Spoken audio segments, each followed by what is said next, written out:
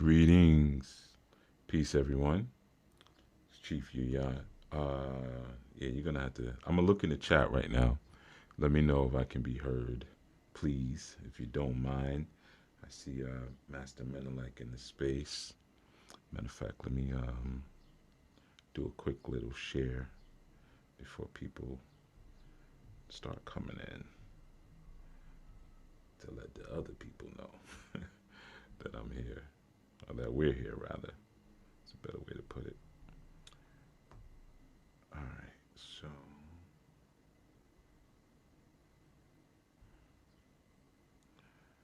okay, yeah, and hopefully you can all hear me. I'm gonna check the chat in a second and just let me know if I'm clear before we get started.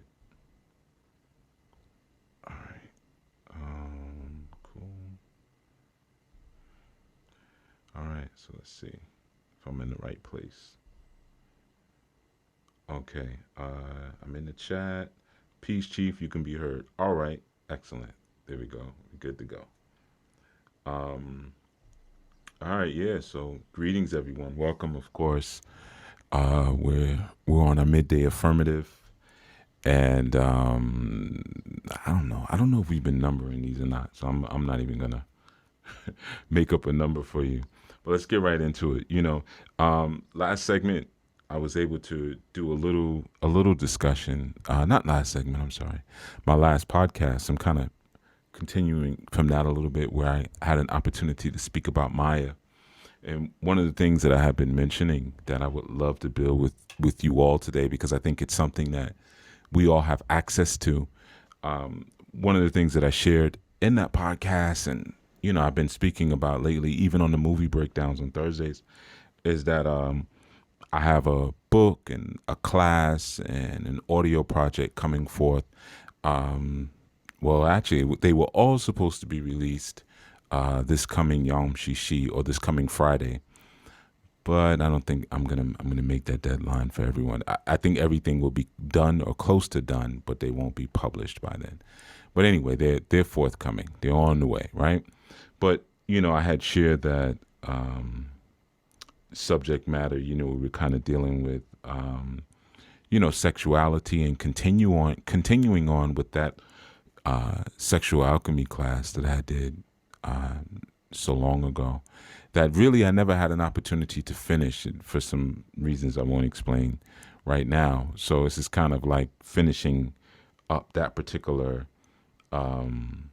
activity, or that particular class, and expanding on it in the way that I originally wanted to. But like I said, it's a discussion that's available and open for everyone, because many of us have some measure of experience, when it comes to maybe not just having, or engaging in the activity of sex, but at least having some kind of understanding of just the interaction between male and female, and the duality that exists there. There's really a science, and there's an art to being able to weave the male and female patterns and principles within our body. And being able to do that creates an ultimate existence of being one. But, unfortunately, we perceive so much as being dualistic a lot of times, when it really isn't dualistic. And we return to the one by transcending duality. So in the mind of an initiate who's in their right space, or right mind, as someone would say, there's kind of a rotating of sexual forces in the mind. There's a rotating of sexual forces in the body, and there's a focus on attaining a balance between that masculine and feminine aspects within the individual. So there's kind of a even by yourself, there's always a practicing of an auto intercourse technique, and it's very slow. And over the course of many years, and with a lot of diligence, of course, we kind of learn a level of proficiency to the point that we can even share the consciousness of our sexual force with another person, in a way that's competent. So when you have the conscious sharing of sexual forces between two partners, and you're mixing balanced male, you're mixing balanced female. There's an alchemy that happens that begins to awaken your sleeping energy centers. We all have these energy centers throughout our body, and when they come awake, there's a illumination that extends from them that we all can experience. But that illumination that comes very quickly, no pun intended. But the work and the practice of being able to balance those energies, it takes a good while, and to be able to connect your energy with your mates, it just accelerates your progress. It's possible to actually experience what we would call illumination in one ritual, even if it's a sexual ritual. So we're balancing that male and female energy, and that's a balancing of heaven and earth simultaneously. You become very rooted to the ground or to the earth, and at the same time, you open yourself up to your cosmic source. And the snake is biting its tail, and the snake in your spine, it's biting its tail. When you ever see that symbol in Ifa, not just Ifa, but you also see that symbol in Kundalini, discussions and many other things where you have the snake who's biting its tail, which is representing the completion of an earthly experience. That's the completion of your circuit of Kundalini. Kundalini is that energy that goes up through your spine, and it holds your karmic obligation. But the moment when you're able to bite your own tail, when you're able to complete your circuit, it means that your karmic obligation has been satisfied. And you no longer have a need for this life, or at least the primitive level of what this planet represents. There's a completion, there's a launching, and there's an exiting of this experience, that moment when we come into balance. And obviously our experience here is based on a need, needing to be here for something. Well, what do we need to be here for? To fulfill the obligations that our desires have created for us. Your desires create your karma. I spoke about this in the last the podcast, the Chief Yuya podcast, where I spoke about Maya, and how Maya is actually appearance but not illusion, so much. And as we need more things to appear based on our desire to understand, we create more karma. And we have a karmic obligation as we go through this world, as we go through life, if you will. And when we fulfill it, the snake bites its tail, the circuit has been completed. We don't need this place anymore, So in the process, or during the process of getting to that place, we learn how to use things like sexual creative energy. That's kind of like what the work that I've been working on is about. The book, the class, the music. It's really focused on how we're utilizing our sacred sexual energy, and how sometimes we experience orgasmic waste of life energy, just allowing it to return back to the earth.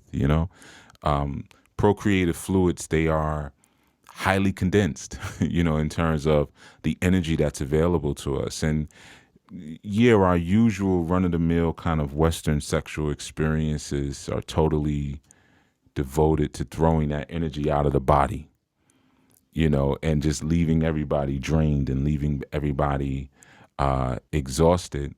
And we don't really know how to use things like Kundalini, pranayam, which we call the cobra breath, in order to use that vaginal and that sperm secretion, extract it and retain it inside of the body to rejuvenate the system, to vitalize the system, and most importantly, to project it into a sleeping brain. So you can basically, you can come your way to greater intelligence, but when you're practicing proper sexual ritual and proper alchemy, you can utilize those secretions, and you can use your breathing and your positions to extract those hormone-rich filtrates from the blood, by milking the vaginal dew and milking the semen, and pulling forth life producing energies into the what we call the cerebrospinal fluid. And once that energy is extracted, you don't lose any vital forces inside of your orgasm. It's such an important thing because, like I said, it's something that's accessible to many of us. And greetings, everyone coming in. I'm seeing people. I guess there's some stuff in the chat. Greetings in the chat. So greetings back to all of you in the chat. YG Gutter, Master Menelec, Brother Isaiah, Sister Precious, Brother DL, Darian, I believe, Brother Raheem, yada yada yada yada, But yeah, man, peace to all of you and all of you on your way in and coming in and I will that this subject matter also doesn't make you too uncomfortable. I know that in the West, we're very comfortable with seeing fights on social media and seeing people killed on lives and things like that. We'll try to find that stuff to watch it, but you can't show nipples on on Facebook. You can't show nipples on YouTube and all these other platforms, but you can absolutely show people getting beat up. So I know that sometimes there's a measure of discomfort there because of what's been imparted into us. And the basis of our sexual desire becomes kind of very fleeting and just wrapped into the ecstasy of sexual orgasm. So ongoing sexual energy throughout our day as a very normal thing has almost been shunned and outlawed. We don't have this wave after wave of love and peace and having that infused inside of our waking consciousness, but rather anxiety and striving and concepts of separation, as an individual self emerges, bathed in this kind of quality of ego, so that orgasmic experience that's accessible to all, even while we're going through, like I said earlier, that auto intercourse that happens inside of the psyche that's seeking to blend masculine and feminine. We have that, and it's a mystical experience that's available to all. And for some people, the orgasmic experience is as mystical as they'll ever, experience in life. And that momentary glimpse of oneness, it leaves a person yearning to repeat it over and over again, not just for the release of it all, but for the truth that's revealed through it. In that moment, we get to see what we really are, and that moment of release, if you will, And like I said, it's not just a thing of I'm gonna manipulate myself, and next thing you know, I have this great knowing, and I have this great oneness with myself as a lover and with all of creation and with the Most High Yah. I've erased time. There's no past. There's only the total presence and the eternal now. And my mind is empty. And it doesn't really happen that quickly. People are not really born with that ability, as much as they may tell you. We do things. We have certain postures that we use to purify our vehicle, our physical vehicle. There's certain breathing techniques that we utilize to expand consciousness. Each thing provides, it's like a different step. Each thing provides something that takes you closer to your knowing, right? So some of you may have heard like the term asanas before. There's a software called Asana, that we use for collaboration. But, asanas are postures. Like I said, you use your posturing like your yoga and things like that, and your stretching, that's used to purify the body. That's what posturing is for. And then you use pranayama, which is breathing. That's used to expand consciousness. You see, so postures are for purification of the body. Breathing is for expansion of consciousness. You see, and then you have meditation. In meditation, you use, and these things usually, I would say in the order that I'm giving you would be how we would flow with them. Your meditations you use to attune yourself to divine current. Some people use prayer. for that, you know? And there's a current, there's a frequency that's happening across the cosmos, right?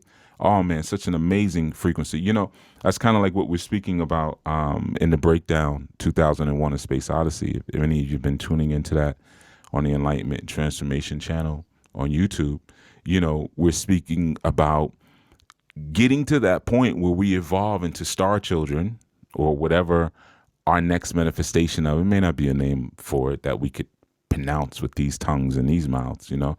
We may need other faculties to really pronounce it, but you know, getting in touch with that divine current where we now restore purpose, you know, because many of us are asleep. There's, you know, we don't really have purpose. So like I was saying, our first step is always going to be the physical purification, because that can block you from having your experience. You know, like I've spoken about that in some of my books previously. Like when your body is to the point where you can't get down and let's say pray or do a certain position, or you know, go to the mountain and make an offering to the Most High, even if the offering is your physical energy and sweat and caloric burn. I can't do that because of my physical state. You got a problem. You know, when your body is actually blocking your spiritual purpose, you know. So we do those asanas or those postures to purify. We do the breathing to expand consciousness. We do what we call dhyana or meditation to attune ourselves to the divine frequency, to get on that one beat. And then you have mantras, you know, which we use. Those are sounds that we use, and they become transcendental and they resonate inside of the body like a bell. You know, when you do a mantra, move with something metal near me, but I think you all know what a bell sounds like, right? You know, and the resonation or the resonance of those mantras, they expand, you know, the body. You know, they resonate and sound. And what happens is through that expansion, we begin to transcend the body, believe it or not, right? Because sound is a creator. Sound also can be used to. I know this is going to seem silly to you all, but it's old movie Kung Fu Hustle, you know. And I know it was like a silly movie, but it really wasn't a silly movie. That's the thing with movies. The comedy movies usually have the deepest stuff because that's how they slip stuff in, you know. Just like cartoons, you know, if you look at a lot of cartoons like South Park and whatnot, you find your most powerful political commentary. You know, that they can get away with it in animation, you know. But Kung Fu Hustle is a scene where there's a fight going on and someone's using basically sound waves in order to fight. There was also a scene where someone transmuted themselves inside of a metal bell. You heard all these bell sounds, and all of a sudden they became. There's a lot of stuff being shared in that movie, Kung Fu Hustle. Be great if our breakdown people, because I'm not a regular movie breakdown person on the Enlightenment Transformation channel. They might want to break down Kung Fu Hustle and all of the metaphysics inside of it. But anyway, like I said, you have your mantras. You know, those are your transcendental sounds. So you use sounds to change the resonance of your body cavity. Then you use what we call yantras. Those are, I think what did I say so far? I told you the asanas, the pranayamas, the dhyanas, mantras. Yeah, so I'm in the right order. So then you would go to like your visual, you're working with that inner first eye or that pineal organ, you know, or some people call it the third eye, right? Or the lamp of the Most High. Either way, those are your visual form. So that's like the visual complement of your mantra. Your mantras and your yantras, they go together. Whereas the mantras are sound, the yantras are sight, they're visions, you know. And then after your yantras, then you start to use your different mudras, which are different ways that you gesticulate, you know, to activate the electricity inside of your body. You see, so just like there's a current and there's a frequency that exists in the universe, that exists in the cosmos, we are an image of the cosmos. You know, that's why I say a lot of time, instead of looking for higher power, look for inner power, you know, you got to do both. Because like you heard me say, with meditation, we connect to the divine current, which is external, if you will, quote unquote, even though nothing's really external, but you get what I'm saying. And then when we get to our mudras, we're connecting with our inner current, but we're just now activating it. You see, we didn't necessarily have that electrical spark or that electrical current moving inside of the body, and then we use those, and then we learn to, using abandhas, we learn to conserve prana. We learn to kind of control. We spoke about that. I feel like it was yesterday on Shima, day before yesterday, where we deliberating truth, and wanted to share that when you deliberate something, you actually slow it down. That's why if I'm saying something over, I'm speaking slow, like, let me think about it. You might say, oh, he's deliberating. He slowed things down so he could understand. So truth moves at a certain frequency. It moves at a certain speed. But in order for me to understand it, I might have to deliberate it. I might have to take its freedom and lock it up for a minute so I can understand it and then release it. That's the same thing as when you're learning to lock down prana or pranic energy. You learn how to conserve it so you can move it and manipulate it and control it and regulate it in the way that you may need to, And then after that, then you have sexual union. After all of that, then you go to sexual union. So how many steps did I give you just now? I had to go back to the beginning and use my hand. So I told you purifying the body, right? So that would be your asanas. I told you breathing to expand consciousness. That would be your pranayama. Then after that, you have to connect to your divine or to Akashic current. That would be your dhyana. That's 3. Of course, your mantras. Then, of course, your yantras. So now we're up to 5. Then we do our gesticulations, which are our mudras. That's 6. Then we orchestrate prana. That's 7. And then you have sexual union. 8 steps. So and of course it might be like, well, I don't do all of that. I just do this. I drink water. Then do what you do. Do what you do. There are different ways to practice combining and becoming synergistic and complementary with that which is around you. But understand, different doesn't necessarily mean that they're all right. Different could mean that some are right and some are wrong. So those steps you would take, and they can feel like mechanical, until you kind of learn how to kind of breathe in that pranic force and get your energy from the right place. We still think we get energy from food, and we get such a small amount of energy from food. Your energy comes from your prana, learning how to breathe in prana. And our most powerful energy comes from intercourse. But unfortunately, like I said, in the West, that's mainly how we imagine losing energy. We don't practice these other 8 steps, or you could say 7 steps up until union. We don't necessarily practice those steps to keep our energy at optimal levels, which should be the goal of our daily practice as initiates, learning how to start to build our chi, or to build our psychic pool of energy within the solar plexus. Once we learn how to generate our chi and generate our ashe and our energy from that solar plexus, it starts to move from the navel up to the top of the head, and that's where it begins to activate your neurons. This song that I wrote, Black Morpheus. No, I'm sorry, that's what it was called before. You Imagined, off the Red Road EP that I did. That's actually what the song is about. I know it may not seem like it because you gotta.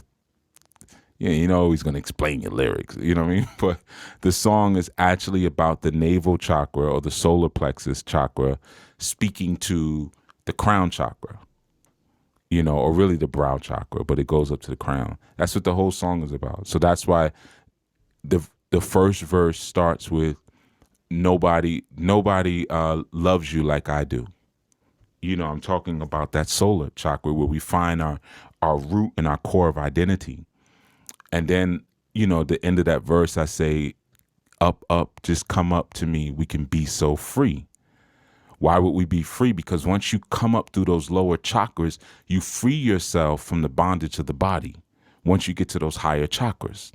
But you have to go through that learning and that tutelage of the lower to get to the higher. Some people try to start at the higher. They put on a costume. Yeah, I meditate. Yeah, I do.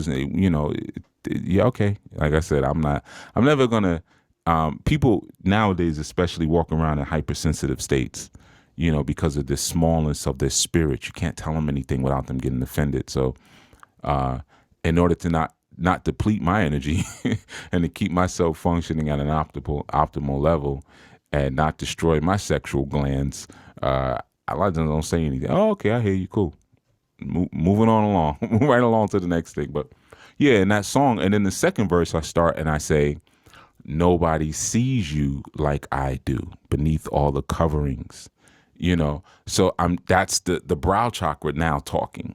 But if I'm saying nobody loves you like I do, nobody sees you like I do, it's the chakras having a conversation with each other, but the chakras having a conversation with the wayward spirit.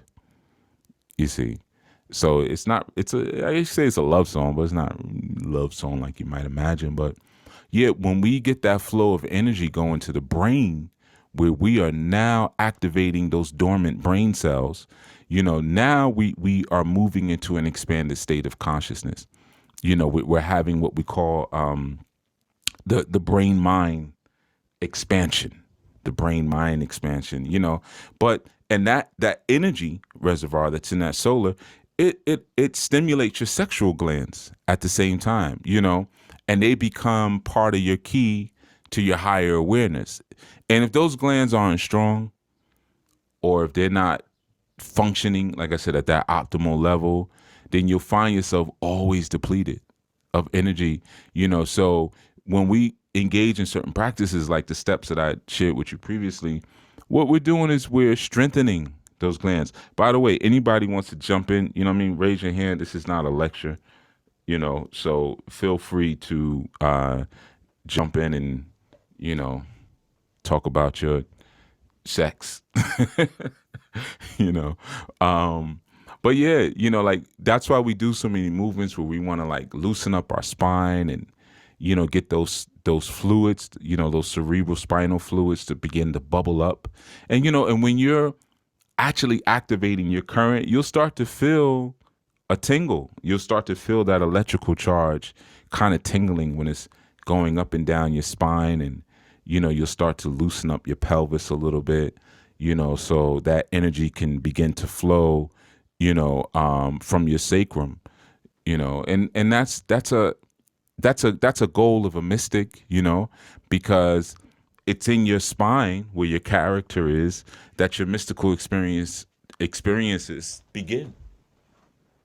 No character, no mystical experiences. Period. And if you're not functioning with proper character, regardless if you're being hypersensitive and don't want anyone to tell you, when every nerve in your body is vibrating at higher frequency or when it's not. And sometimes they'll vibrate because of blood circulation. You go on a good run, or, I used to have the experience from doing pull-ups. And I come down from the bar and kind of be shaking a little bit, but it's really just all of that increased blood circulation, So the things that are happening or that happen on an esoteric level can also be explained through your physical level. And that's why we don't deal with a mystery God. We don't deal with spookism, because we can explain things. We can take the mystery away from the mysticism. Some people try to keep it mysterious so they can profit from it, or they can make themselves seem like they're more than what they really are, But for those of us who are scientists and the people from the stars are always come as scientists. Anytime you watch a sci-fi movie, and there's some aliens, Prometheus or whatever, is they always scientists. They're aliens, but they'll be scientists, So it gives you a clue of how you gotta do what you gotta do.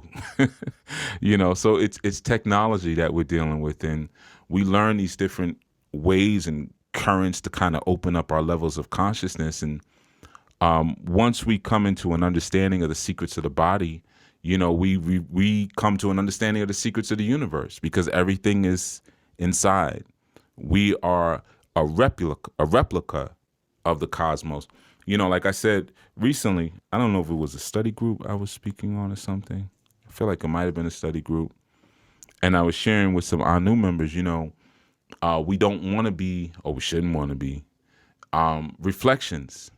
Like, I'm not a reflection of the Most High. I'm not a reflection of the universe.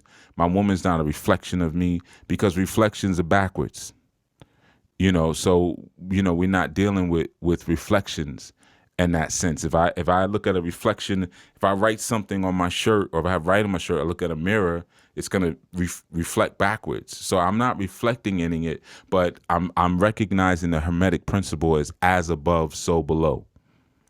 So what's up there is in here. What's out there is in here. What's up there is down here.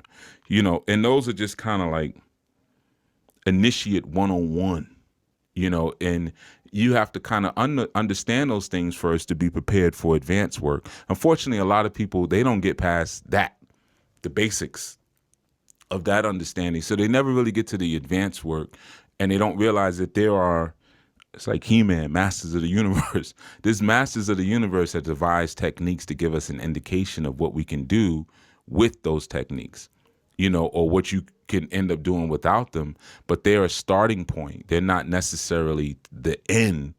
You don't start with your lotus completely unflowered on the crown of your head, but you're preparing, so when you're even using things like cobra breath, whether you're getting that understanding from Persia, whether you're getting it from China, whether you're getting it from ancient Kemet, there's many different schools that have a cosmic awareness that teach a form of cosmic breath, or what we call cobra breath, which now builds that body of light outside of us, that golden body of light, if you will, begins to form. And as long as you are practicing these things to sustain your vital energy, the glow kind of stays radiating with you. It doesn't really go away as long as you're doing what you're supposed to do and you're mating with the right people.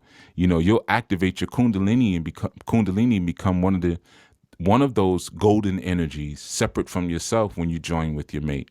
When you and your mate breathe together, you begin to lose your identification. You won't be saying things like, I'm the type of person, let me tell you about me. There is no me, there is no I. There's just one energy, because you're merging with the cosmic energies, and you begin to disappear, and you disappear inside of a state of awareness.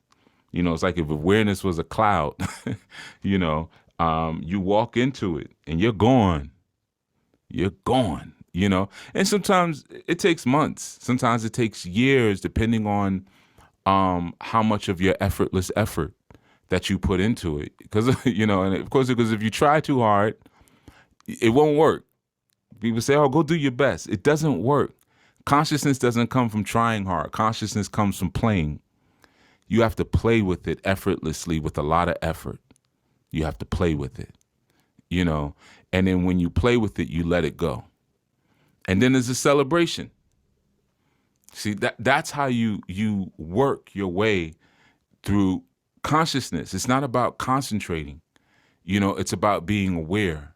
Because the truth is, when you concentrate, which is really when you start to introduce a lot of ego, when you concentrate, you constrict your consciousness.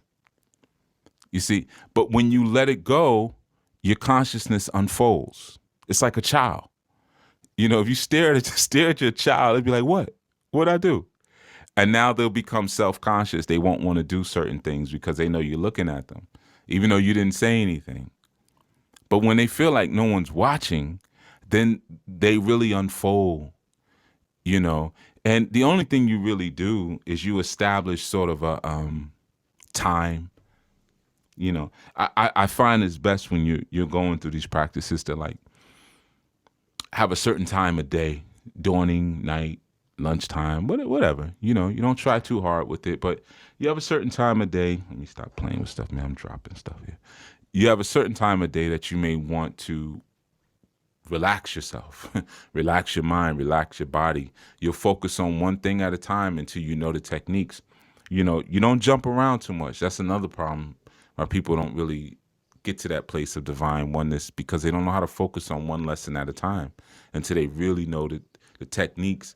You know, there's so many lessons and you can alternate your practices and things like that. But you know, you end up depleting yourself when you're doing too many things at once. You know, the key is you have to keep yourself rejuvenated through your exercises and things like that. And you establish a schedule. It could be Monday, Wednesday, Friday. You know, I'm going to just work on purifying the body, right? I'm just going to do my postures. I'm going to do isometrics, things like that. On first day or on Sunday, I'm just going to do my meditation, right? That Sunday's my day for meditation, right? And you might, like on Sabbath, you might say I'm not doing anything. You know, I'm with my community or with my family. You know, and then you know you start to learn your sexual activators. You know, because doing all of this, you're preparing for sex. You know, and I know a lot of people, and like I said, feel free to jump in. I don't know. Maybe this topic y'all a little embarrassed. Oh, Master Mentalite. Here we go. Let's hear about your freak fantasies. Go ahead, brother. I'm listening. Yeah, man, I was trying to jump in, but it's like double dutch. You was flowing. Right. I didn't know to jump in, but yeah, man, it's so much that you said there. You know, one of the things that stuck out to me, there's a lot of things. But one of the things that stuck out to me was when you mentioned technology and even how we think of things in the West. And typically, we don't think of something as technology until humans have had something to do with it. So unless it's like a machine that humans built or I don't know, software that humans program, we don't really think of anything natural as being like technical. So that was one of the things that stuck out to me. I was recently reading up on what do they call it, a circular economy, how they want to have an economy that basically has no byproduct. So you don't have any like plastic waste or anything that winds up in the landfill. And scientists are mimicking nature to try and make that happen. You know, it's similar to how in the Western conception of sex, like you were saying, there's always like some sort of byproduct, you know, or some sort of wastage that happens. And it doesn't need to happen, you know. And it's something that's just catching on in the West. And of course, they always act like they figured it out, like no one ever like no one ever thought about it. But yeah, even in terms of sex, the funny thing about that is, again, it's like a technical thing or a technical aspect to it, but we're so repressed that we try our best not to think about it. And then when you actually get into the act, or you might even get more comfortable, or like you were saying, it's more accessible to you, you you just freak out, you go crazy, you know, and you don't necessarily do it with any sort of rhyme or reason or method. It's just, you know, something's tingling, but I don't think it's electricity. You know, it's definitely a tingle, an acceleration, but it's not from energy. It's just like that one little fleeting moment that you try to recreate, but you wind up losing more and more energy, and you get desensitized because you're just, you know, using each other to, you know, get off as opposed to really circulate energy and become one being, you know. So a lot of people just join on the physical level, and that's as far as it goes, you know, and then they just separate and wonder why they couldn't sustain it, you know. But it's a lot there. But that's what I wanted to, you know, drop in the bit. I'll let you go. What is that? Peace to the chief, In Clubhouse land, let me first and foremost say you a cold piece of work. I don't know if any of y'all know this. There's no script. That's being it's just a flow. With no pauses, just flowing. Cold piece of work. Now, I don't know if you guys heard this, but just being able to stay on one topic and not jumping from subject to subject, which was in, and not starting from, what do you say, with the lotus flower already blossomed on the top of one's head. And it makes me think of a movie. I wonder which one. Hey, you said don't jump from subject to True, subject, true. from topic to You topic. absolutely right. You right. So we're not going to jump from movie On to movie to movie. movie, we're gonna stay on one for our entire life. Hey, one teacher, one method. All right. So even in the Matrix,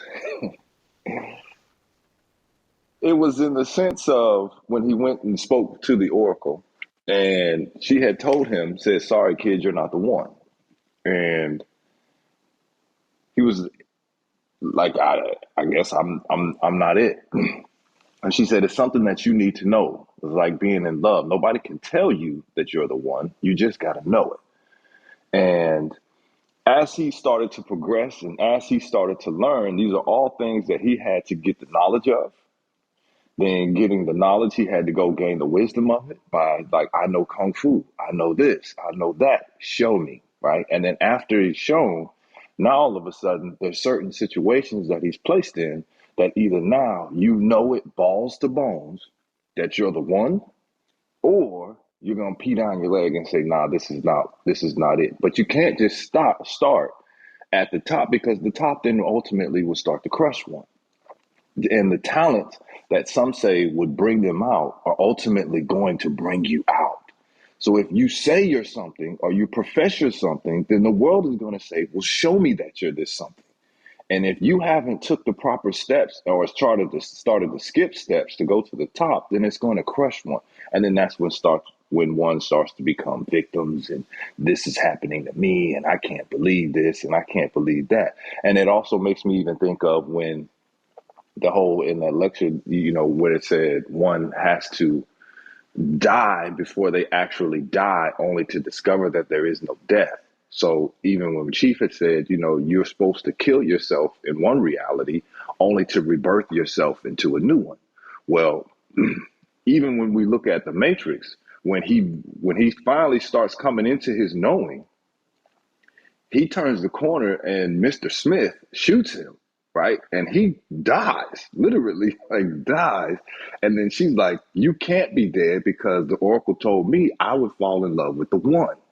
Now, he then wakes up, which goes back to that killing myself out of an old reality of me second guessing myself, of me maybe not knowing that I am who I thought I was, or me, trying to lean on outside or external opinions, as opposed to me saying, you know what? I am the one, and I know now I'm going to trust on my formulas, which we spoke about this yesterday, is, that confidence comes from formulas. So now these formulas that I have now gained up until this point, I'm confident now in that. I'm erect. My spine is erect in that. So then when my spine is erect in that, now I can rebirth myself into what new, because I'm standing on these certain principles. I'm standing on these formulas. I'm standing on these calculations, as opposed to now wondering, well, maybe it is this or maybe it isn't that.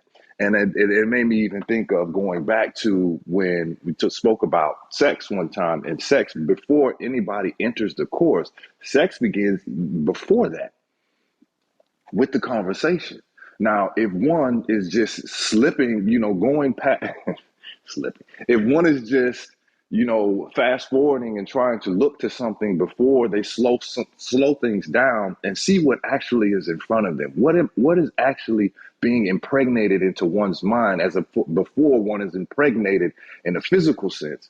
what is actually being impregnated in a metaphysical sense of, what this is, this flim flam, riggedy rack, and they sun, moon, and stars, but ultimately they're just spitting something that is from a book, or maybe they watched a YouTube video last night, or maybe you listened to a couple of Chiefs videos, and now I can go all of a sudden go to some conscious circles and start kicking this because I already know somebody doesn't know as much as I do.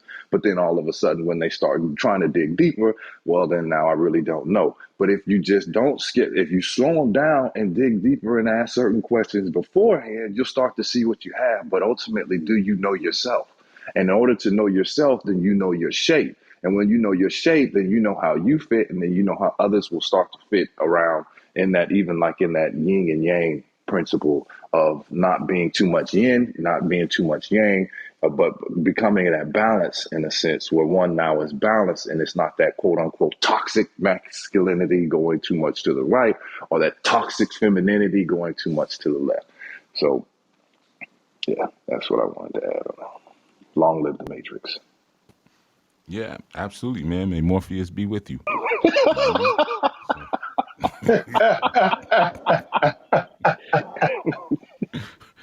know what I mean?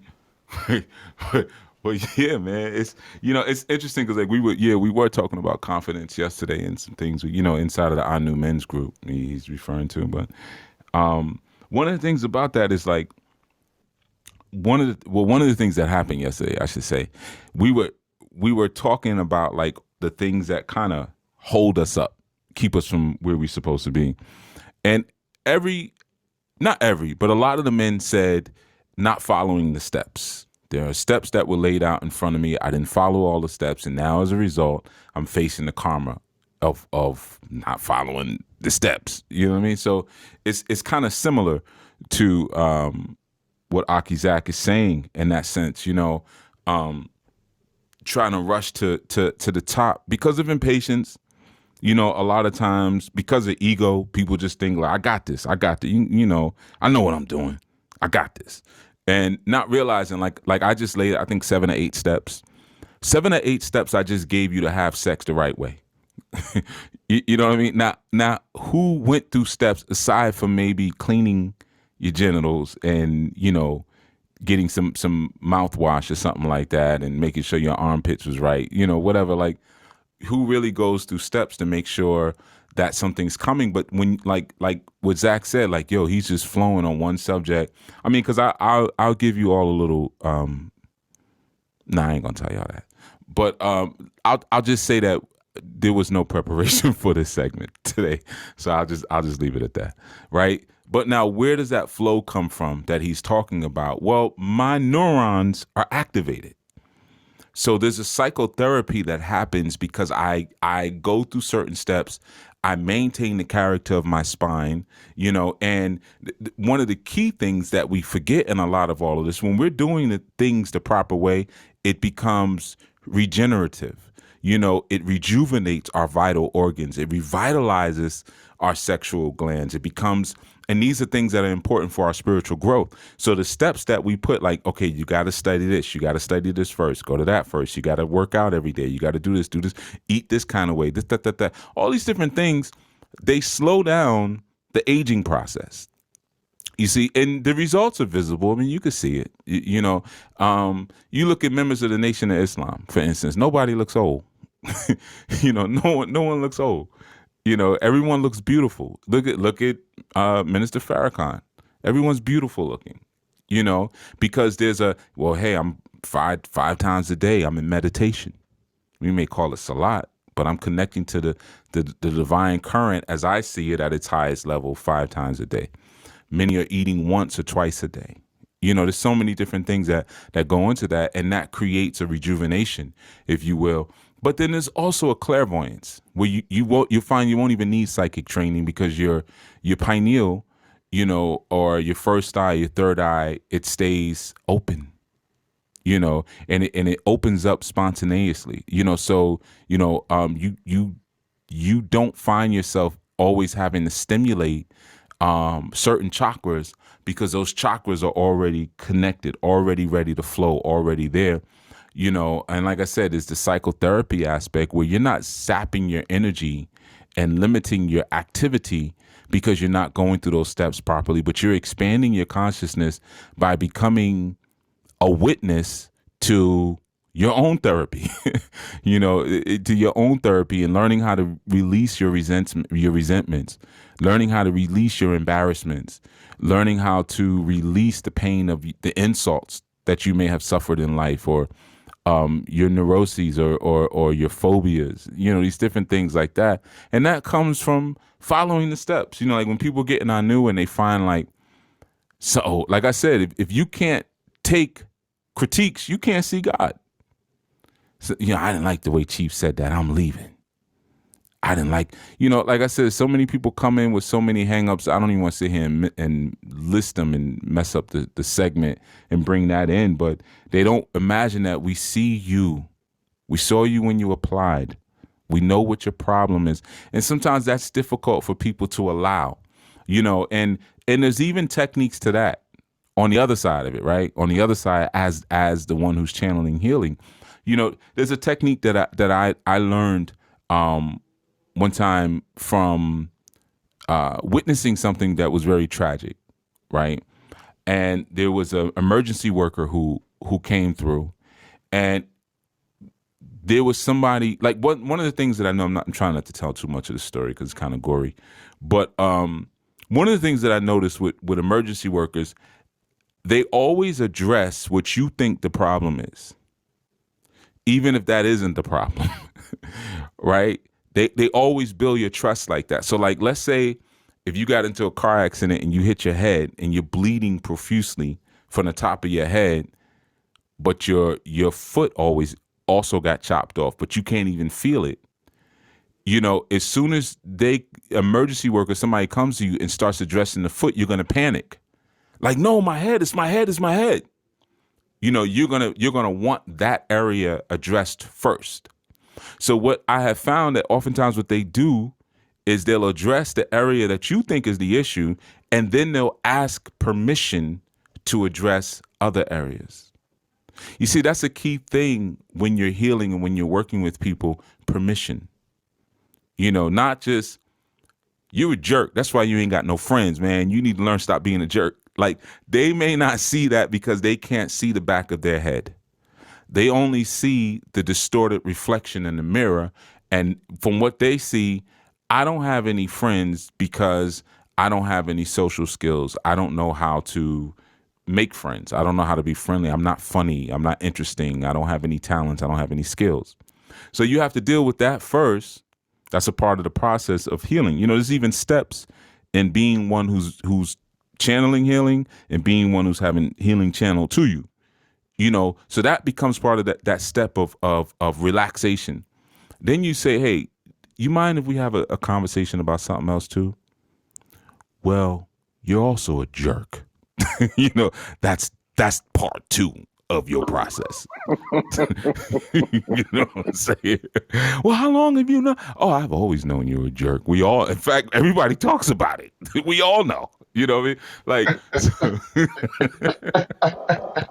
you know what I mean? So that's part of the process, but it's like that allowing and recognizing people's power of choice, their power, to make a decision is so key. But, when you're going through those steps in a proper way, whether you're going through the steps, again, as an initiate, or you're going through the steps as a teacher, who's guiding someone through, you have to recognize that there's steps, man. I mean, something like part of your steps is dream learning.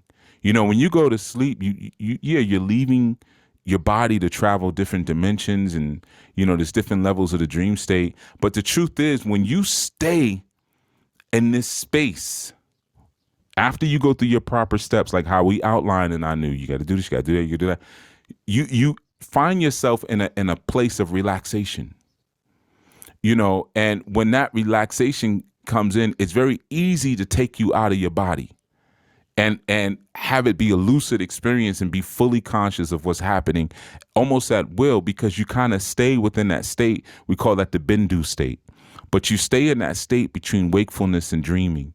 You come to the point where you might be asleep, but you're wide awake. So the quality of what your night visions are, what your dreams are, begins to intensify. They take on new meaning, and your journaling becomes something different because there's a cleansing that's going on through your night vision because you're reprogramming your subconscious, which is another key thing to proper sexual experiences in union, because reprogramming your subconscious is the process of dissolving the ego, which is super hard, because your ego is supported by the subconscious mind, which is wired not to be altered. That's how it's wired. It's like the firmware in your devices. Most electronic devices you have what they call firmware. You have your software, which can be erased and reprogrammed and changed and whatnot. Then you have what's called firmware. And firmware can be updated, but if you erase it, your device is garbage. You just destroyed whatever it is that you have. And it could be your watch has firmware. If you have a smart watch, your phone has firmware, your computer has firmware.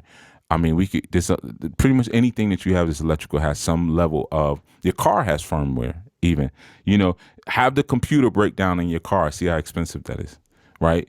Because it's not made to be changed. That's how your subconscious is. It's hardwired, So there are a lot of, I'll say well-intended. There are a lot of well-intended, maybe not as experienced teachers who will urge you to kind of just use affirmations to change your subconscious mind or to change self-defeating behaviors. But affirmations are only the conscious mind talking to itself. That's not how you get to the subconscious mind, by the conscious mind talking to itself. The subconscious mind just sitting there watching, like from underneath, and just watching this game, basically. Then you have like the process of hypnosis that will say, okay, well, we can put you into a trance to suspend the conscious mind, and then the hypnosis will try to limit your sphere of perception, if you will, until you only hear the hypnotherapist's voice. And those suggestions will have certain effects, but they don't last. That's the thing. Because hypnosis has a limitation that it doesn't remove the cause of the problem. Every karmic problem, everything you have in your life is, or every behavior that you have is actually a solution to another problem that you have. That's where your behaviors come from. So whatever you have that's conflicted that prompts a certain compulsion still ends up not resolved when you don't go through the proper steps. So a hypnotist can't really suggest that you no longer have the feeling to eat, and because eating behavior, it might normalize, but the inner conflict within yourself will find another venue of expression, one that will be harder to deal with. See, the more you skip steps, the more the subconscious mind recognizes that you're at war with it. And it will find another venue, another channel to express whatever it's expressing, but it will make sure that it's more subtle this time. It won't be overt because it realizes, if I poke my head out and make myself obvious, you're going to try to chop my head. So I'm going to find a more subtle venue, and I'm going to make it harder to deal with. You see, that's why people who have chronic egocentrism are very difficult they're so difficult to deal with that sometimes you find yourself just like, you know what, I ain't even going to say anything. You don't even want to help them anymore. You see, because what they do a lot of times, it's so pervasive and so subtle that by the time they say, well, what did I do?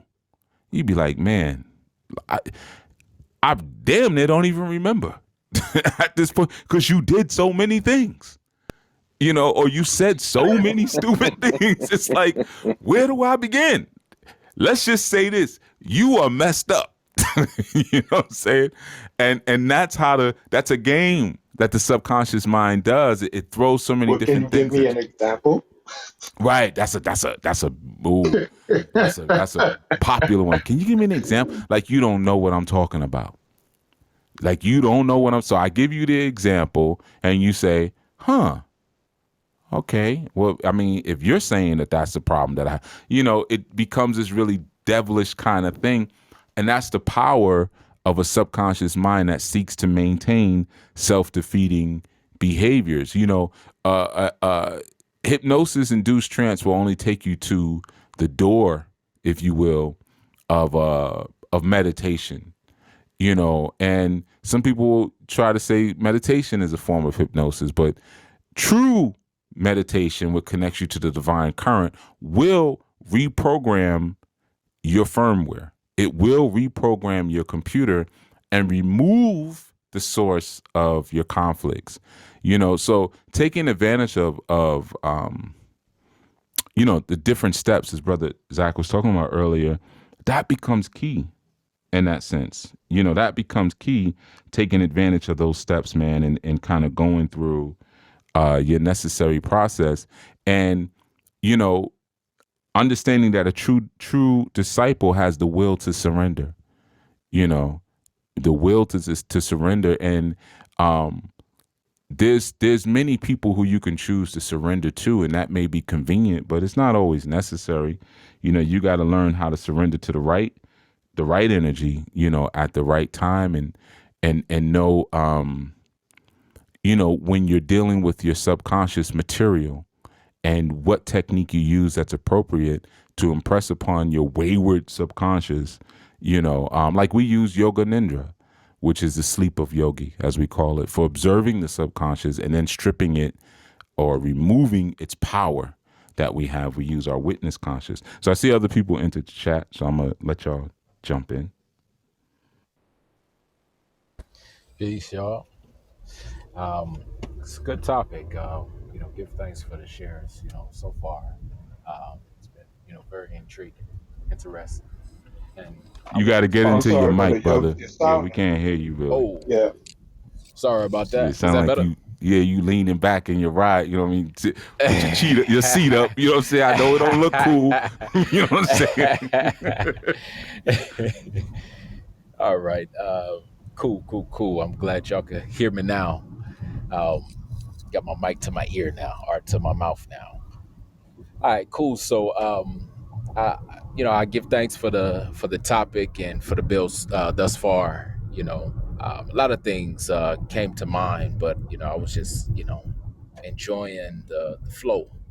Um, one thing that came to mind for me when Chief, you were explaining, the difference of like addressing the subconscious resulting behaviors, are the behaviors resulting from the war with the subconscious that we may place on ourselves. It really reminds me of like the ailments, what I mean, that show up in our lives, you know um, like the cancers, the different ticks, and different the different issues that may occur in the body, and oftentimes I've heard them described as like constrictions, you know constrictions of the flow, whereas when you had spoke on effortlessly putting forth effort, you know um, it reminds me of like the river. It's like it's there's so much power being thwarted, but when you look at the river, it looks like it's hardly moving, you know and so that getting in that flow, getting in that groove, can be, it could be very difficult for us. I know at times it's been difficult for myself. I'm definitely guilty of skipping steps at times, um, and as I'm working towards being a better disciple, a better student, and a you know and a better teacher. Really getting into that flow, I see the importance and the what you say, the mindless mindfulness. Which sounds like a contradiction, but it makes so much sense, if you slow it down and like really, really, allow it to, take shape and take form, and just like with the body is, we have those different ailments, different ticks. Sometimes I may go to sleep and wake up and I have cramps, and then I remember like, oh, I did um eat that last night, or ate that for dinner, something that maybe dried me out, and maybe I didn't replenish my body with the proper fluids like water to you know to continue that flow. you know Sometimes it's the same with my thoughts, where, okay, I'm trying to remember something, trying to recall something. However, it's like I'm reaching for that memory bank, but it's closed, or it's just, I just can't quite think of it, but I know it. I know it's there. I know I got it, but the flow is constricted, because of, the things that I, maybe failed to allow that are natural, into, my personal cipher. So, give thanks. I just wanted to add that to the bill. Yeah, for sure, brother. Absolutely. There's a for anyone who's also or who also finds themselves experiencing things like that consistently, it's good for you to learn about your meridian points. Or just learn about the science of meridians. You don't have to go but so deep, but just kind of familiarize yourself with the concept, because there are emotional and cognitive functions that pair themselves within the body, in order to keep balance. And there are what we would say pathogenic byproducts that end up getting produced in our body due to our emotional experiences, and they manifest in our body. And it's important to understand how each of those pathogenic energies travels and sticks inside of the body. You have these long-term chronic issues, can't figure out what the heck is going on because you haven't really maybe got a basic understanding of your meridian system, and the fact that the one of the most important things, well, at least for what we're talking about, one of the most important things is that your meridian system is a library. It stores information.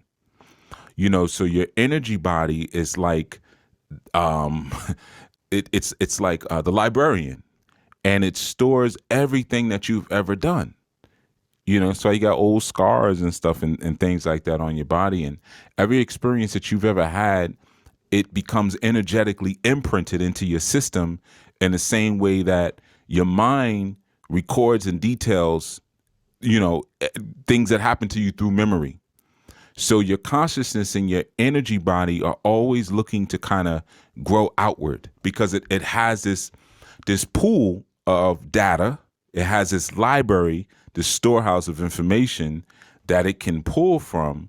So it's like your innate tendency of all beings having this human experience to want to evolve, and not necessarily through nonsense, like things that have no real consequence, which, we might think betters us, like money and power and things like that, but through really spiritual growth and through our ability to adapt. So your energy body or your meridian system takes all the information from your interactions and the things that you experience, and it uses it to change you.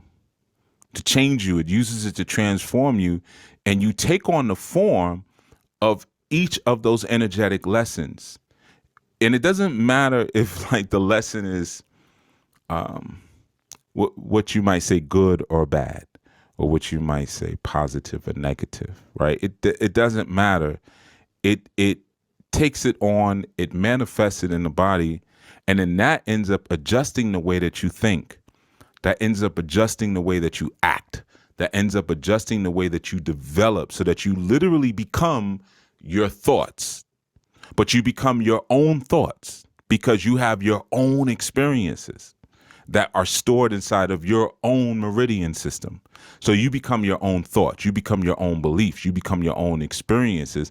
And for some who are egoic, that sounds great, but there's a catch-22 that for some, it will steer them towards spiritual growth, and others it will hinder and lead them to a greater imbalance within their own well-being, within their own nature. So there may be negative things that you're storing, and those things are creating a weaker and physical body in a weaker state of psychological health.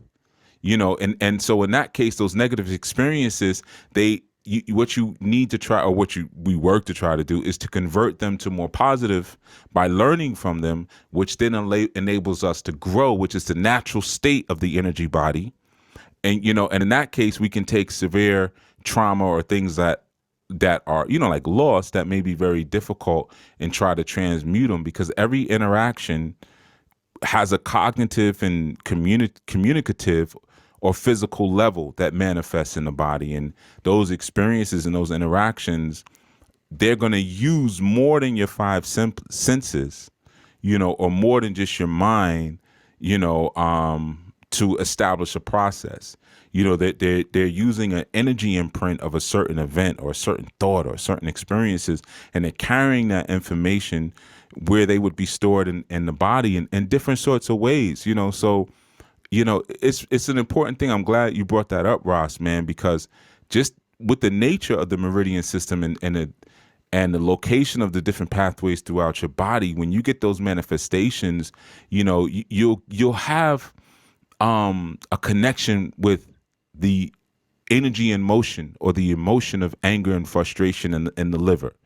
It will manifest in the liver, but those emotions, remember, it's a traveling system. So what's that anger and that frustration that's in your liver will travel into your gallbladder meridians. You have liver and gallbladder meridians. So it sticks in what we refer to as the lateral region of your body, right? That's the area around your like your diaphragm. That's the area around your ribs, your hips, and even your gluteus maximus, or your butt. So that information stores there, and it creates a tightness and a discomfort around the ribs, a discomfort around the diaphragm, a discomfort around the hips. And of course that leads to other potential ailments. So it's good to understand when you're having those experiences and they need to be purged from the body, and that that those pathogenic energies need to be chi that moves outwards. They need to travel out where they can, and through certain lines where they can be expelled, because not all meridian systems, or not all lines in your body lead out. So you'll end up with a more clear energy body, a stronger physical body, a quieter mind. The relevant areas in your life will be freed up, if you will. And you might even find long-term injuries that resulted from those pathogens can be improved, just like your joints, and you can start to free up some of the restrictive pathogens that existed in your body at one point. So it's like I said, it's good to understand those meridians. You'll find, man, why am I always breathing funny and around my mouth in those areas? Because you're holding on to truths that need to be released. There's so many different things. You got issues in your neck all the time, spiritual issues. You find there's always issues in your chest, because you got external pressures that are leaning on you. Issues in the middle of your chest. It's generally, there's sadness there. So you find people a lot of times when they're sad, they touch the top of their chest like that. No one trains them to do that. It's just they touch that meridian area right there to stimulate it or to comfort it when they get sad issues like that. If you're a person who for instance, has intimacy issues, a lot of times you'll feel it along the meridians of your inner thigh. There'll be stagnation there, or you're not developing at a level that you should. You'll feel it in your calves, or issues in your ankles will, you have fears that are being supported.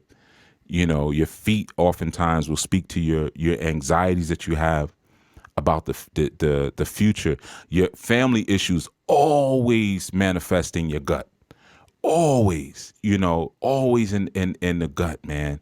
Like, I mean, I could go on, but it's important for anybody who's experiencing certain things, like, in your biceps, you a lot of times you're processing the loss of things. You feel it in your biceps, or there's a weakness in the biceps, but so anybody experiencing things like that, man, it's important that you learn about how energy can become stagnant inside of the body and create long-term aches and pains. And you be going to the doctors, you don't get no real medical explanation, because they're not focusing or learning, from that perspective, man. So yeah, I know Sister Dietra is also in the room, so I'm gonna let you come in and do your thing.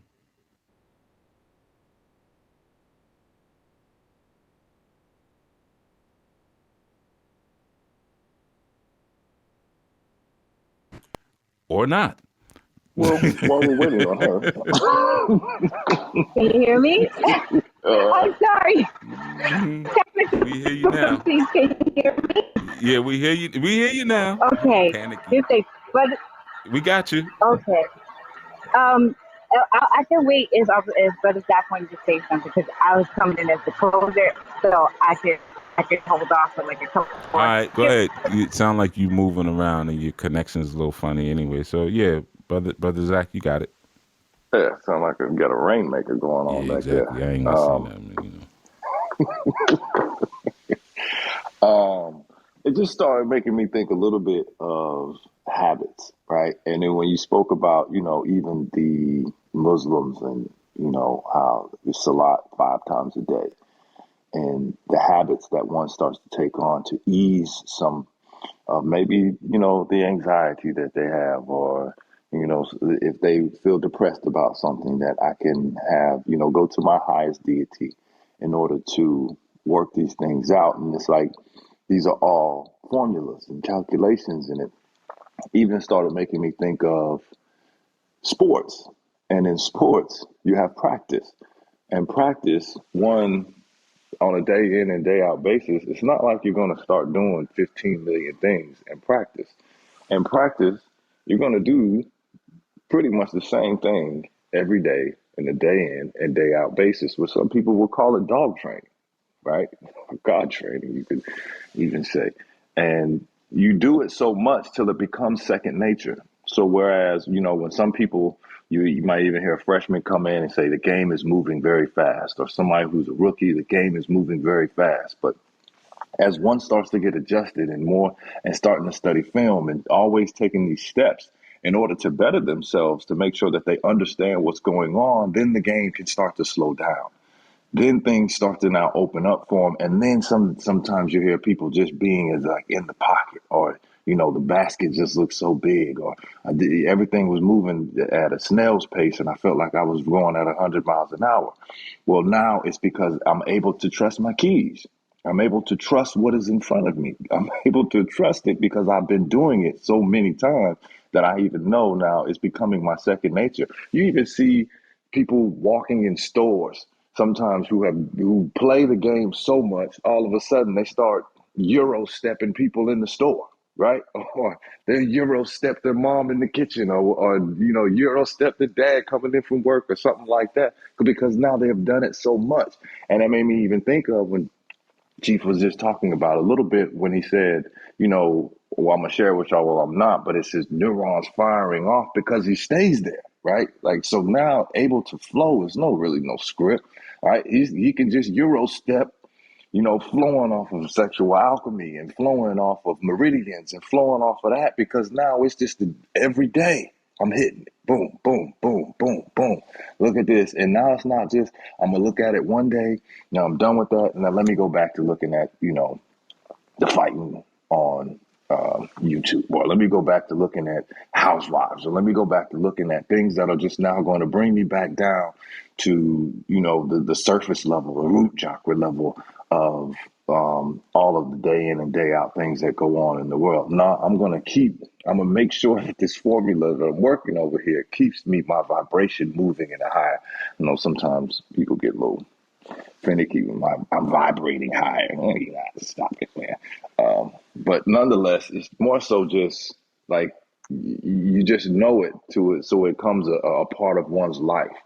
And when it becomes a part of one's life, now you're not so reactive, but you can start to see things coming like these. So now when somebody starts saying, I feel like this, and you can hear when she I don't need it. Like, I don't need it. When you telling me what you feel, or I'm the type of person and all of that, like, because some people can't see that there is people that are further in front of you. But if you take the steps that are necessary to get you there, you too can start to see the codes and the programming that goes on a day in and day out basis. But more so, though, are you willing to take those steps, or are you going to skip steps because you feel like you should be further down? Are you going to feel like you should be on the varsity team? You haven't practiced, you haven't done anything the entire summer, but I feel like I should show up and just be on varsity because that's where I feel like I should be. But meanwhile, you haven't done any of the work in order to stump or run with the Bulls, but yet you want to still skip all of those steps. So that just made me think of some of that too.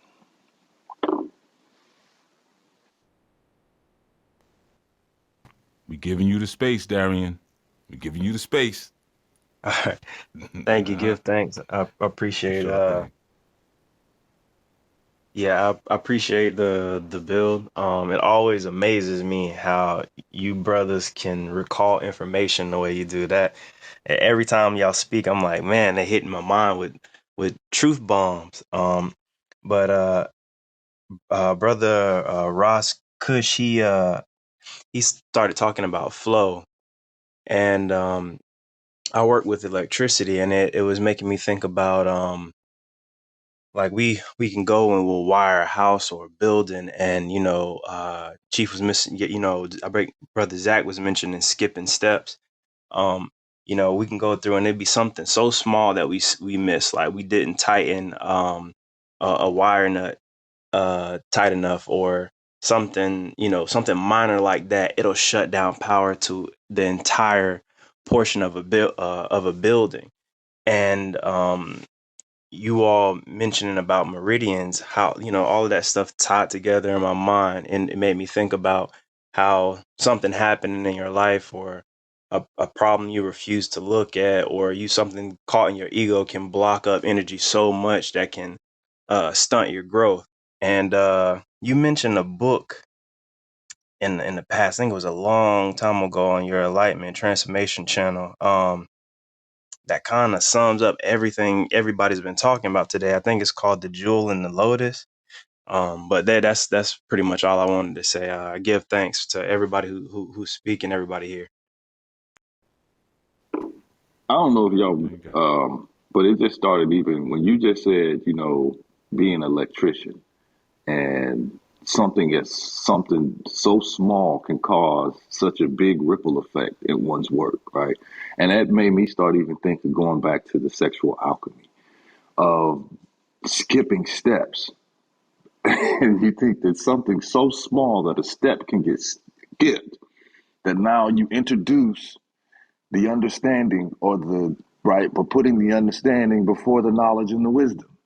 So one can not know who they're laying down with, skipping all of these steps, but then bringing a child into this world and now altering their whole life, or the whole trajectory of where they're going, because now one has skipped steps and didn't ask certain questions, or didn't really take the time to slow things down to get to know themselves, and then get to know how others would fit into that puzzle of their own life, right? So now, because I now skip those steps, it's like, how do we now start to raise this child? How do we now start to implement and put in certain systems? Oh, well, you know what? Me and the mother, we don't really see eye to eye. We really don't see. I say we should go left. She says we should go right. But now you have this child, and well, which way we going then, right? And now it just alters everything that comes after it, because one just didn't sit down and ask certain questions. One didn't sit down and ask certain questions of themselves. What is it that I want? What is it that I'm looking for? Right? Or maybe I don't want that. Maybe I don't want this because everybody says that's what should be happening. I don't know though. When have I ever stepped back and thought about this or this? But because now I just get into that groove and then skip steps because people say that's what I'm supposed to do. Now all of a sudden I bring in a whole lot of calamity in my own life because I skip steps. Yeah, man. Powerful points, man. By everybody, really. you know, this has been good. And yet it was the I don't know what segment, I don't remember, but I do remember sharing the Jewel and the Lotus with people. That was a long. So you must have been way back in the archives, because I haven't probably spoken about that book in maybe 5-6 years or more. I want to say more, Yeah, but yeah. it It's was it been a was old. while. Yeah, that's what I thought. Yeah, that's an old. I haven't touched that book in a long time, man. That's by Sunyata Saraswati. But yeah, there's a lot of good stuff in there. You gotta be careful with that book though, because there's actually several Jewel and the Lotus books. And so there's one that came out that's probably one of the most popular, but it's actually a spoof on the Jewel and the Lotus. But if like you may, it doesn't say it's a spoof, so you may not even realize it. When you're reading it, that it's actually not the real book. It's kind of insidious, man, the way this guy did it. Actually, he came out with a book making fun of the Jewel and the Lotus. But it doesn't. You don't realize that. Unless you know the systems a little bit and you realize, like, wait, this doesn't make any sense. So yeah, just throwing that out there. But yeah, man, yeah, there's a lot of stuff that's in, because that book deals with again, pranic energy, sexual union, things like that. So a bit of it is in there as well, but it ain't gonna sum up everything we talking about, because you ain't gonna get everything out of one space. That's a part of the steps that we speak about, knowing how to really kind of trust what's in front of you. Like, it's a great example. I was thinking about it while Brother Zach Abaras was talking. Like, sometimes I get sent things, it becomes difficult, where it's like, I remember I had someone say something to me once that, I really didn't have much of an answer for him, but I could sympathize with him, where on his job, he was talking about how, like, the people he works with, they try to debate him about certain things, right? When it just comes to the world and stuff. And he's like, look, man, I don't study what you study. Like, basically, we're vibrating in two totally different places. You don't understand what I'm saying. And it becomes difficult. I can sympathize, because it's like, yeah, you walk that fine line of, like, how do you tell a person, like, look, I'm up here and you down there? That's really what I'm saying. Like, you are stagnated and underdeveloped, and I have put in work that you know nothing about, and I'm way beyond where you're at. And we don't say that, of course. So as he was sharing it with me, I was like, yeah, man, I know how it is. you know and that's a part of it. Sometimes when we talk about, I was just thinking as they were talking, how sometimes people send me videos and stuff like that, like, Chief, check this out, or I'll be talking about a certain thing and they'll say, like, and not, you didn't do that just now, Brother Darius, so I know this is going to sound like it, but this isn't, it ain't got nothing to do with what you just said, so just in case. But they'll be like, hey, Chief, you ever read so and so's book, or you ever looked at this or looked at that? And it's like, you don't want to say, like, we ain't on the same level. Like, you go read that. Like, I don't need to read that, or the person who wrote that is my student, or I'm beyond it, or I see that person's a phony. They don't know what the hell they're talking about, but I can't tell you that because you're so excited. And if I say something, it's going to make me seem like I'm a hater, so I'll just, okay. Oh, thanks for sending me the video. I don't want to name any names. I don't want to say, like, a video on this person, that person, but it just, and that had nothing to do with what you just said, Brother Darren. I just want to reiterate that because I know it's like interesting coincidence. He talking about books and I just brought up books, It's all good. It's all good. Yeah, no, I mean, you got to do that when you online, because especially when you don't see each other, you don't really get the energy. You're just like, where's he trying to throw a shot, But no, I was just thinking about, like, how Brother Zach and they were talking about, I skipped steps, and it's like, I think Brother Zach has said, you don't see how hard the journey will be until you start those steps. So somebody could be saying something and you don't really see the nuances or maybe the solidity in what it is that they're saying, because you don't realize like how deeply ingrained it is. You know, like I've in my fighting experiences and my training, I've fought people like that who you could feel the seasonedness of their fighting while they're fighting you. You can feel them kind of, and it's almost like an effortlessness. They're blocking you or whatever, you know, and you could feel like while you over there buzzing around them like a mosquito, trying to find that you're in, you know, they probably not even thinking about that. They think about something, what they're going to eat afterwards, what they're going to wear to work tomorrow, something like that, because it's so grounded in them. And you may find something that you're so excited about and you may share it with them and they're like, yeah, I hear you. And you think that they're not quote unquote woke because of their lack of excitement. But, you know, it really what it is that you don't have the discernment to see that they're so far beyond what you just mentioned and they're being nice by not telling you that. You know, so I just thought about that, you know, when you were talking about the steps and like some people don't go through the steps and they don't realize like this journey is not what you think it is, you know, or maybe you don't have what you think you have. But if you kind of listen, you know, and that journey we were talking about, you know, that's finding the stagnation in yourself. Like how much do you really push yourself to really see? Or like what Brother Darian just said, dealing with electricity. Well, until I you know, he doesn't wire a building and then go home. He's not allowed to do that. I know he's not. You know what I'm saying? Like he's got to test what he just wired. There's all kind of mechanisms that are used in order to test current. You know, and not only to see if there's enough current going through, or if the current is going through, if it's enough current. You know, like just like if you check your car battery, all right, am I getting 14.2 volts across the terminals or something? I'm getting 8 volts, 7 volts, or something's wrong with my battery, something's wrong with my alternator.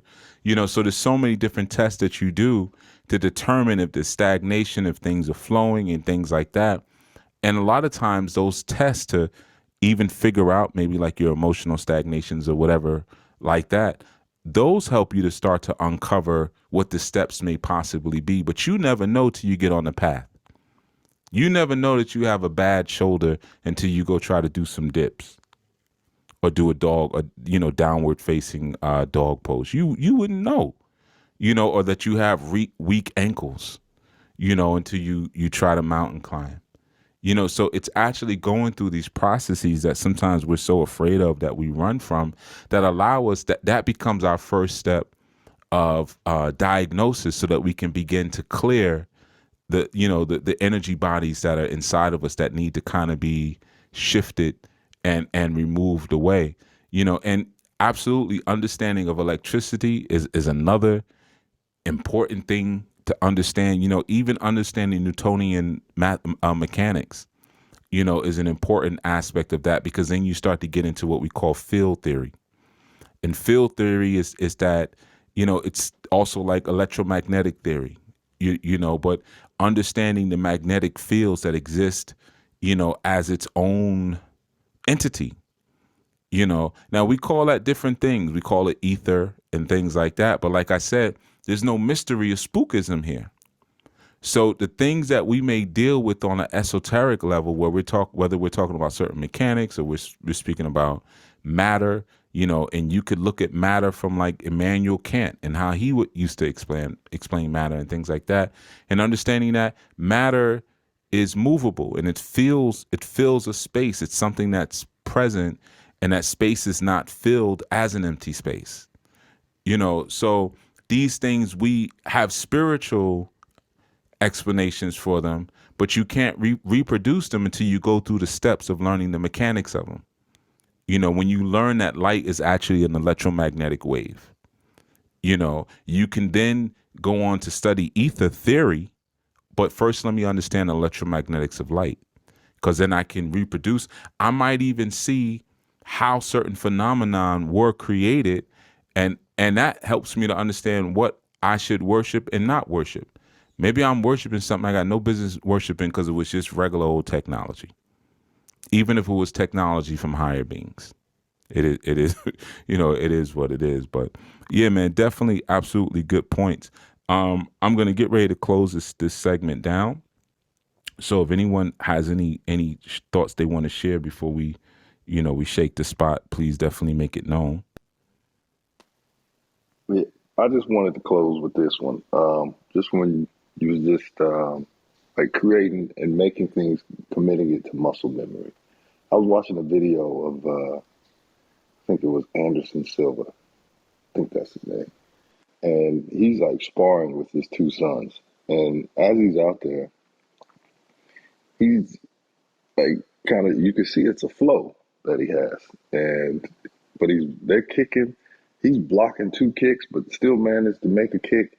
And it made me even think of like when somebody is so far advanced, they could be thinking of grocery shopping, they could be thinking of dinner, but it's now they have it, they've done it so much, it's committed to muscle memory. But it's because now one has not skipped steps. And just when I heard Chief say, when you get down and you do dips, you might feel your shoulder hurt. Or you start making your trek up the mountain, you might feel your ankles start to bother you a little bit. Now, when one starts to go up, they can easily say, I feel a little pain. And because I feel a little pain, I think it's best for me to stop, right? So I equate that to even when we get onto these segments or even, somebody's on Shima or something, somebody's like, well, I may not know what everybody else knows. So in order for me to navigate around pain or in order for me to navigate around maybe saying something that may be off, I just won't say anything at all, right? I just won't commit myself to maybe feeling that ankle sprain or feeling that hurt shoulder or trying to expand what I think I know or trying to learn more by putting myself out there, making myself vulnerable, and then submitting myself to what is put in front of me. I'm not going to do that. I'm just going to sit back and I'm just going to listen, right? I'm an archive student. I'm just a student. I'm an active listener, as opposed to saying, you know what? I'm going to roll my ankle in here. When I may say something that's off when I unmute myself and put myself in there. My heart may start to race and flutter a little bit because I'm a little nervous. But I'm going to start to work my way up this mountain. And I know these are things, necessary things I need in order for me to expand. But as long as I'm not feeling that burn, as long as I'm trying to stay in my comfort zone, as long as I'm letting my ego say, no, do not let yourself get put out there and be vulnerable or be corrected, or you may be wrong. I'm just going to sit back and just say, I'm listening. Challenge yourself to move beyond what you feel is your comfort zone so that you can start to work your way up the mountain so that you're just not always relying on one person. And then it committed to muscle memory, but it's a commitment that one has to make and a dedication that one has to make and then be obedient to what is put in front. As the Powerful young stuff. people say, facts. Yeah, well, and another thing to that as well, like the people in the chat aren't gonna stone you to death if you're wrong. Like usually you get more guidance just from having the vulnerability um to be open to be wrong. You get more guidance that way than you would by keeping your mouth shut. So you're gonna get guidance. No one's gonna gang up on you. This is a learning experience. We're all students. Yeah, man. Absolutely. Those are important points, man, because what you two are speaking about is discipleship, and the true nature of what a disciple is, and some people, which is okay. Everybody's not going to be a disciple. It's good that you know that in the very beginning who's coming with their pure self and are only intended on their highest purpose, and they're coming ready to render skills and focus, and they're being liberated in the process, of course. And then who's just coming with their own agenda and not really willing to yield that. That's something you want to know from the rip. You want to know that early on. When I had my martial arts schools, one of the things that I used to do like immediately with new students is if there were ever tournaments, and I was never big on tournament fighting. I'm still not that big on tournament fighting, but if there was ever any new students, I would immediately put them in a tournament. Are we going? Oh, there's a tournament next month, or this what we're going to sign you up for the tournament, and they would panic. What do you mean it's tournament? I don't know what I'm doing. You know how to fight. Everybody knows how to. Babies know how to fight. You know how to fight. You go into the tournament. You know, and what that does early on, because when you go to a tournament, like I often say, man, you go in there. A lot of times they're held in like schools, gymnasiums, and stuff, or college gymnasium stuff. But you go in there, and there's a lot of people. There's a lot of people who come to tournaments, and a lot of them are fighters. So oftentimes the audience isn't just like regular spectators. So everybody in there probably knows more than what you know and has gone through this process. And then guys bring their girlfriends and stuff like that, and they're in the audience and they're watching, and there's a bunch of students. Then people be on the side wrestling and doing little lessons and stuff like that. And you walking in there and you got to fight somebody, some stranger in front of everybody. Everybody's going to be watching, but I would always do that in the beginning because it's like, what was just said about the chat? Are you willing to be wrong? Are you willing to be wrong? Are you willing to maybe feel the sting of embarrassment a little bit? Because if you're not ready to be a warrior. Warrior or knowing martial arts doesn't mean you're going to win every fight. I trained for a long time on how to fall. I know how to fall from so many different heights and so many different angles. I know how to fall. I probably know more ways to fall than I know how to take someone down. There's only a couple of takedowns you really need. You don't need about 3 of them. But falls, you got to learn how to fall. You mess up your back, you hit your head on a fire hydrant, all kind of craziness that happen if somebody hits you hard enough that you fall or you trip or whatever what happened, because falls happen. That's going to happen. So being able to be vulnerable to that moment is what makes you a good disciple. Like I said, being able to know that this is where my liberation will come from. And I have a benevolence towards everyone and everything. So it's okay. I'm striving for goodness. So yeah, if I lose, it's okay because I'm still in that process of striving, in that sense. And when you have a real disciple who comes to the table, who really comes to learn, what they really are doing, a real disciple, they're yielding their life in order to follow their teacher's directives. They are giving their life over. So what that means is, not that they're committing suicide. It's not a suicide pact, but what they're doing is that they're yielding their own agenda. They're yielding their own plans, and they become excited and delighted and working for whoever their teacher is. You see, that becomes an important part of discipleship. But when you have that overall fear that you all or you two were just describing, man, like, yeah, those are not disciples. You're not really going to go anywhere with someone like that. They're not even under your teaching.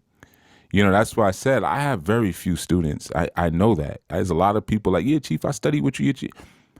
Have you yielded your agenda to follow my directives?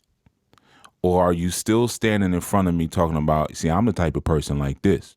And I know you said to do this, but I thought about it. I did it. All right. Well, you ain't my student. That's fine. I'm hearing you. But, you haven't allowed yourself to place yourself into the opportunity to ripen. And we ripen through hard knocks. That's how we ripen. Ripening, you're softer when you ripen. And the teacher has a way of feeding the disciple with their own life substance. You see, and if my own life substance is pure sun or pure fire or pure knowledge, then there's going to be some burning, there's going to be some softening. But understand, I'm losing part of my life in order to teach you. So my life is shortened by giving some of it to you.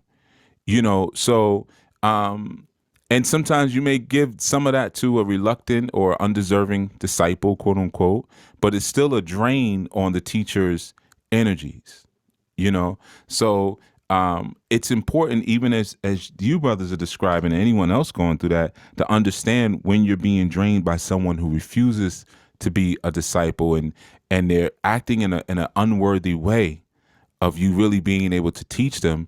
If you become initiated by a qualified teacher, you become a true spiritual seeker, and then you will be transformed into a proper disciple with that discipline, and that change is quite profound. I have to tell you, it's really profound, but it requires the discipline to like choose awareness over going to sleep. Awareness over unconsciousness. It requires the discipline to choose your reality over reality over delusion, and to choose being accountable over being negligible, and that's an integral part of your discipleship and going through the path, and the steps that we spoke about. And that's a very rare thing, obviously, really becoming a true pupil, and being willing to be taught and instructed, of course. All right. So with that, man, I want to thank everyone for coming through to our midday affirmation. And willfully, you got some stuff that you can walk away with and start to apply immediately. That's what I try to, at least wish that people do. Don't just write your note and stuff your notebook on your shelf and like start putting these things into practice,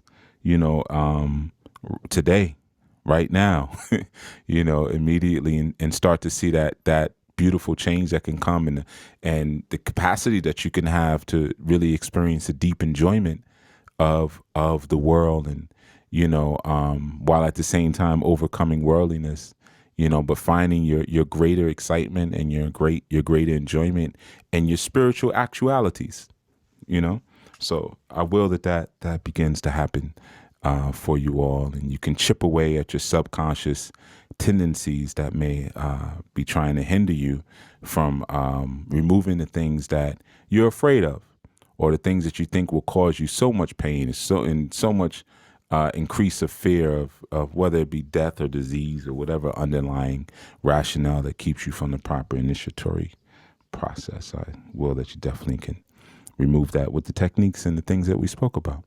All right. So everyone, please definitely enjoy the rest of your day, and be safe and be loving, and protect some people and teach some people some things.